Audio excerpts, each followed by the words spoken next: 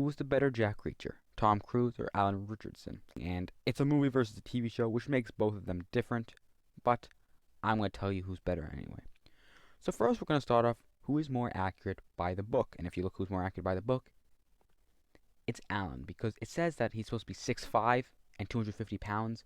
Tom Cruise is only 5'7". Alan wins that easy. Now we have fighting skills. Now, when you watch the fighting in Tom Cruise's movie, they don't really have any jump cuts or scenes where you're like, whoo, whoo, and you're just shocked. When you watch Reacher from the TV show, he full on takes these guys out, breaks their arms, legs, everything. The people basically dead. So Alan wins that again. Now we're going to go to the comedy, because making a good movie, you're going to need some good comedy and funniness. In the TV show, there's no comedy whatsoever. There's nothing funny. It's not like you laugh so much. You're just like, okay, that's there. Don't really care.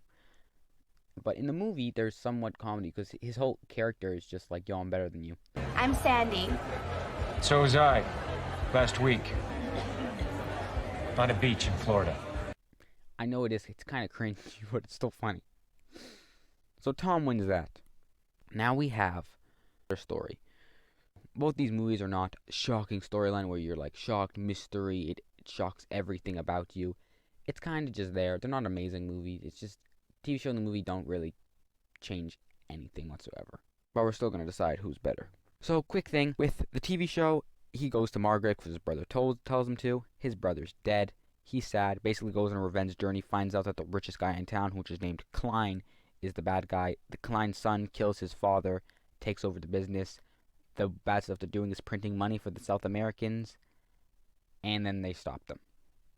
Then you have the movie, Tom Cruise, and some guys killed 5 people, and they want to know what happened, and then they realize that there's this group called, like, the Lestrades or whatever, and they wanted to take over this business, so they killed 5 people, so it was really messy, so no one would know who the original target was.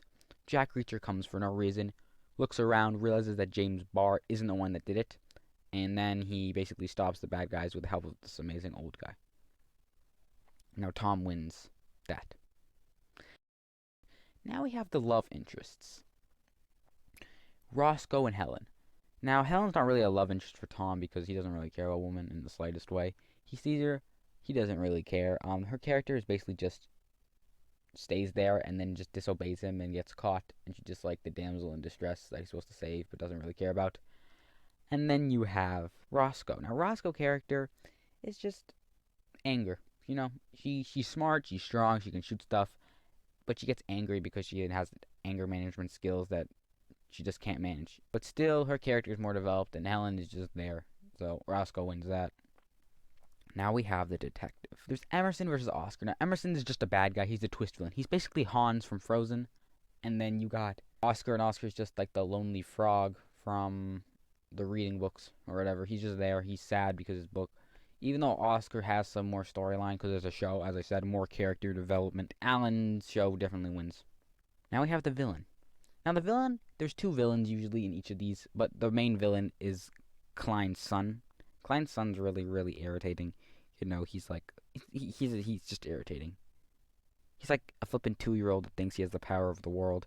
And you have the other guy that's like a 90s villain who like chewed off his fingers and is like, ooh. So, you know, we got Zek versus Klein. Now Zek wins because he's just classic. Just, there's no other reason to describe it. Now we have the acting. Now in both shows, acting's fine. It's not like, oh, that guy sucks at acting unless it's it's the kids. But other than that. But if you look at based off their career, Tom Cruise has acted as in Top Gun, Mission Impossible, lots of movies. Alan Richardson kind of just started his career. So, you know. So I'm going to give this to Tom Cruise.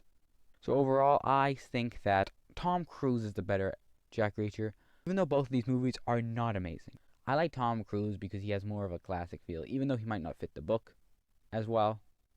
He's the better Reacher. Alan has better characters. Prank him, John. You already know. Yo!